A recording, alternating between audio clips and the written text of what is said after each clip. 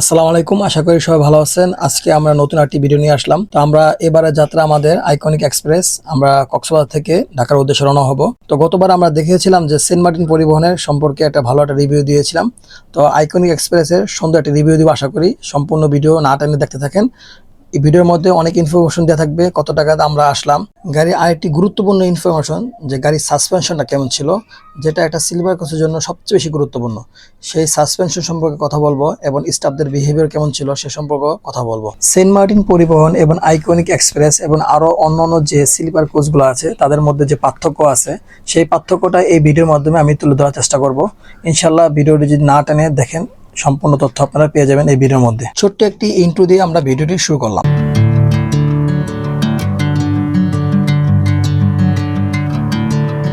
এখন আমরা আছি কক্সবাজার বাস টার্মিনালে আইকনিক এক্সপ্রেসের কাউন্টারের সামনে। এখন যে বাসটি দেখতে পাচ্ছেন, এই বাসটিতে করে আমরা আজকে ঢাকার উদ্দেশ্যে রওনা হব। তো বাসটি দেখতে খুবই সুন্দর, ভিতরে এবং বাইরে খুবই সুন্দর। কথায় আছে যে অনেক কথা আমরা বলি যে উপরে ফিটপাট, ভিতরে সদাগর। আজকের ভিডিওর মধ্যে খুবই গুরুত্বপূর্ণ একটি তথ্য আপনাদেরকে জানিয়ে দেব। তথ্যগুলো জানার পরে আপনাদের সিদ্ধান্ত নিতে সহজ হবে যে কোন স্লিপার করে আপনারা ভ্রমণ করবেন। ভিডিওটি না টেনে সম্পূর্ণ ভিডিও দেখতে থাকেন, তাহলে আমরা একটি একটি করে সকল তথ্য আপনাদেরকে দিয়ে দেবো।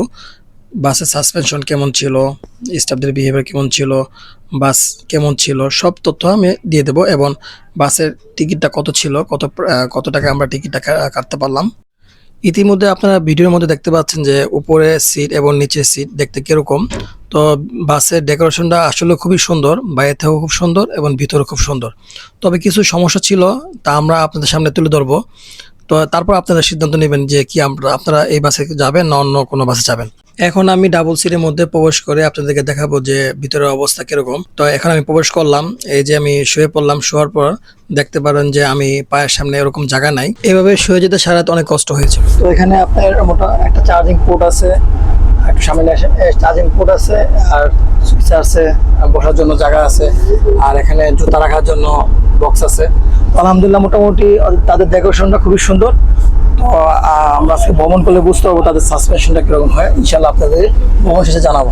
এখন আমরা সিঙ্গেল কেবিনের ভিতরে প্রবেশ করব, আর সিঙ্গেল কেবিনের অবস্থা কিরকম সেটা আপনাদেরকে জানাবো।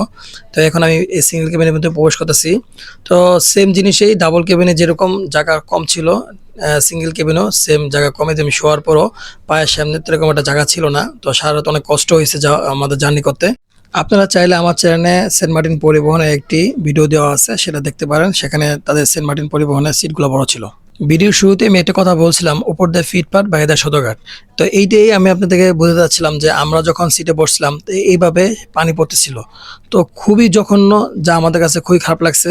তাদেরকে অনেক বলার পরও তারা আমাদের সিট চেঞ্জ করে দেয় নাই। এক পর্যায়ে আমরা বলছিলাম যে আমরা নেমে যাব, তখন তারা আমাদেরকে উপরে সিট দিয়েছিল। তবে ওখানেও সমস্যা ছিল যে আমাদের যে এসির বাতাসটা বের হতেছিল ওইটা ফাটা ছিল।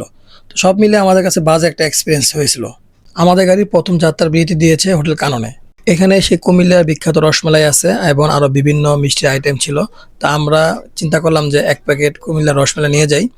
এখানে দুই রকমের রসমালাই ছিল, একটা ছিল 1 কেজি 500 টাকা, আর একটা ছিল 1 কেজি 400 টাকা। যে লাল প্যাকেটটা দেখতে পাচ্ছেন সেটা 400 টাকা, আর যেটা সবুজ দেখতে পাচ্ছেন এটা 500 টাকা।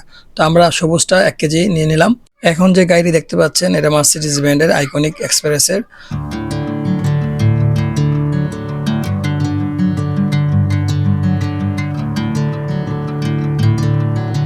তো আমরা এখন কাজের কথা আসা যাক, আমাদের গাড়ির সাসপেনশনটা কেমন ছিল।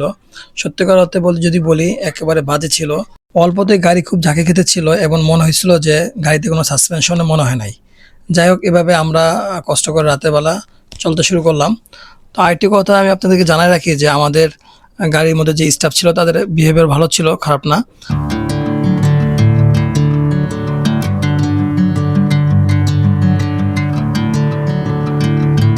আর আমরা টিকিটটা কিনেছিলাম 1000 টাকায়। আপনারা যদি সরাসরি আইকনিক এক্সপ্রেস কাউন্টার থেকে টিকিটটা কিনেন, সেক্ষেত্রে আপনারা 1000 টাকায় টিকিটটা কাটতে পারবেন। আর যদি লোকাল যে বিভিন্ন কাউন্টার একসাথে থাকে তাদের কাছ থেকে কিনেন, তাহলে তারা হয়তো 1100-1200 টাকা রাখবে। তাই যে কাউন্টারের বাস, সেই কাউন্টার থেকে টিকিট কিনলে আপনারা ন্যায্য মূল্যটা পাবেন এবং ন্যায্য টাকায় টিকিটটা কিনতে পারবেন।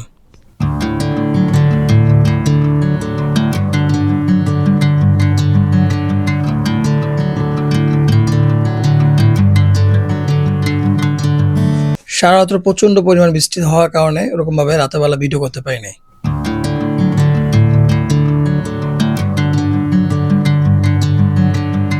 এখন বাসের অল ওভার একটি রিভিউ আপনাকে জানাই।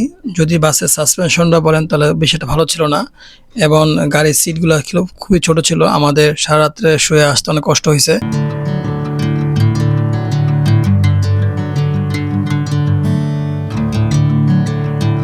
আমি এখন পর্যন্ত বেশ কয়েকটি স্লিপার বাসে উঠেছি, তার মধ্যে আমার কাছে মনে হয়েছে সেন্ট মার্টিন পরিবহন বেস্ট। আমার চ্যানেলে সেন্ট মার্টিন পরিবহনের একটি রিভিউ দেওয়া আছে, চাইলে আপনারা দেখে আসতে পারেন।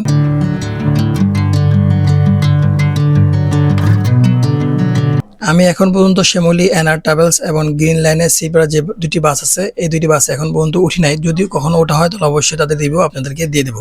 আমার ব্যক্তিগত মত যদি আপনারা জানতে চান, অবশ্যই আমি বলবো সেন্ট মার্টিন পরিবহনে অল্প কিছু টাকা বাড়িয়ে আপনারা সুন্দর একটি জার্নি উপভোগ করতে পারেন। আমরা কক্সবাজার থেকে রাত 8:30 রওনা হয়েছিলাম, আর সকাল টঙ্গী আবদুল্লাপুরে এসে পৌঁছলাম 9টার মধ্যে।